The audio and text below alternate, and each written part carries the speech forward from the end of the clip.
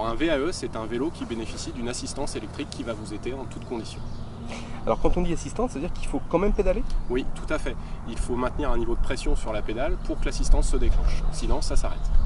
C'est-à-dire qu'on ne peut pas rouler en tout électrique, ça veut appuyer sur un bouton et se faire tracter avec une mobilette ou une moto. Effectivement, comme tu le dis, c'est pas une mobilette. C'est-à-dire qu'il faut quand même développer une certaine énergie pour que le vélo avance. Et alors ça se passe comment? C'est-à-dire qu'il y a un capteur dans le vélo qui dit que dès qu'on pédale, le moteur électrique vient aider, c'est ça? Exactement. C'est-à-dire que la machine est équipée de capteurs qui va détecter la pression qu'on met sur les pédales avec le pied. Et dès que cette pression est détectée, ça déclenche l'assistance. Quand on entend parler de 30-40 km d'autonomie, ce sont des vraies autonomies ou alors c'est totalement irréaliste? Alors c'est complètement réaliste dans le sens où l'autonomie dépend quand même essentiellement du poids du pilote qui va monter dessus et de l'endroit où vous allez rouler. C'est-à-dire qu'il est clair que si vous êtes dans un endroit où il y a beaucoup de traction, beaucoup de montée, vous allez plus consommer que si vous roulez en ville avec la même motorisation et la même batterie. Mais on peut tabler tout à fait sur 40-45 km pour une utilisation moyenne, pour un poids moyen.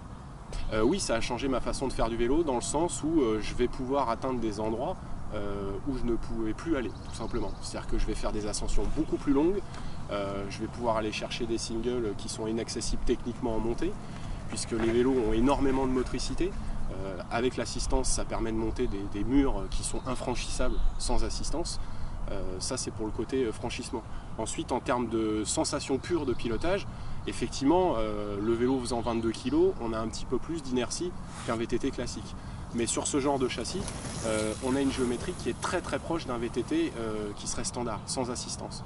Donc globalement, on a le même ressenti, je dirais avec peut-être même un petit plus, dû au poids qui apporte une certaine inertie et du coup qui change et qui calme les réactions du vélo. Voilà.